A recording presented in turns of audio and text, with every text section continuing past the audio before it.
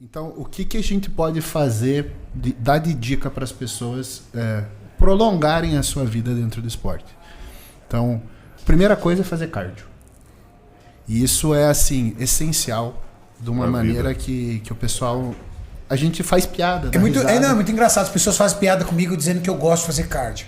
Meu amigo, não existe o que você gosta ou não fazer quando você é um atleta. Existe o que precisa ser feito. Eu faço cardio todo dia porque eu preciso fazer cardio todo dia. Mas, Renato, você está em algum projeto? Você está em alguma preparação? Não, amigo. Projeto de vida. Meu projeto de vida. Eu faço cardio para viver.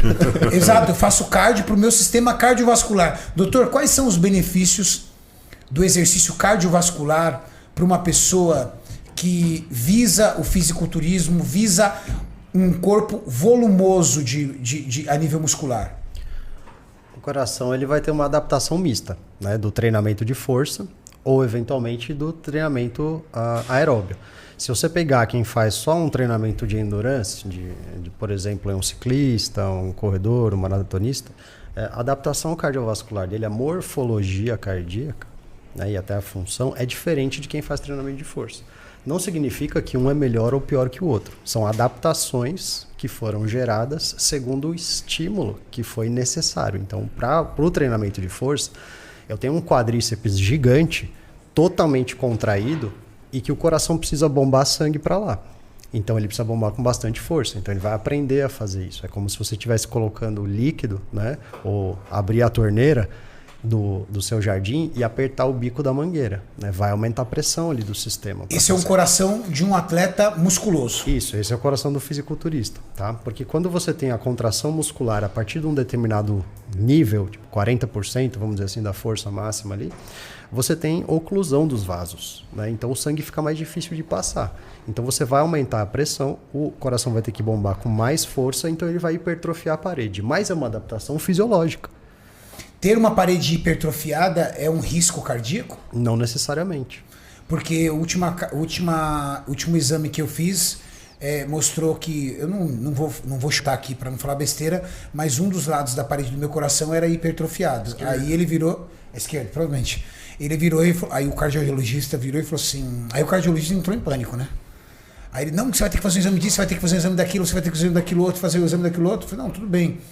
Aí... Eu liguei pro Muzi e falei com o Muzi falou assim, calma, Renato, é um coração de um atleta de fisiculturismo. Eu acho que ele não percebeu isso. Ou talvez ele nem saiba o que é o fisiculturismo. É o coração de um atleta que pesa mais de 100 quilos. Existem parâmetros, obviamente, né? Porque, por exemplo, você pode ter uma má adaptação cardíaca ao treinamento. Por exemplo, a gente tem casos, lembra no futebol, do Serginho, por exemplo, teve vários jogadores de futebol que tinham hipertrofia cardíaca patológica. Um dos testes para você ver se aquilo ali é decorrente do exercício, de uma má adaptação, por exemplo, é você destreinar esse atleta. É você parar de treinar, aquela hipertrofia ela regride. Então existem parâmetros. Então o coração do atleta de força vai ser diferente do atleta de endurance. Então existem benefícios dos dois lados. Aqui eu tenho uma potência de bombear o sangue muito mais forte no treinamento de força. E aqui desse lado tem uma capacidade muito maior de fazer circular esse sangue. Porque o exercício aeróbio faz isso, né? Ele circula muito mais o sangue do que propriamente dito o treinamento de força. Então essa adaptação mista, ela é muito importante. Eu trouxe uma imagem ali que pode colocar, Mauricião, por favor. Já está na tela já. Então, doutor, fala pra gente do volume. E tá exatamente ali, né? Olha, se você olhar o tamanho das paredes ali, né? Onde tá o carinha agachando ali, vamos dizer, que é o treinamento de força, né? O treinamento contra a resistência, você vai ter um aumento da parede cardíaca, mas você não tem a diminuição do volume das câmaras cardíacas. Então você não tem um prejuízo. A parede é essa partezinha branca. Aí você não tem a diminuição do volume, que é a partezinha rosa, por exemplo, do volume de sangue. Agora, se eu comparar o tamanho dessa câmara cardíaca com o tamanho da câmara cardíaca do corredor ali do lado, rosinha, você vai ver que ela é maior. Porque são adaptações diferentes para estímulos diferentes. Agora, as duas podem ser patológicas. Tem ciclista, por exemplo, que ele tem um batimento cardíaco tão reduzido que ele começa a fazer arritmia.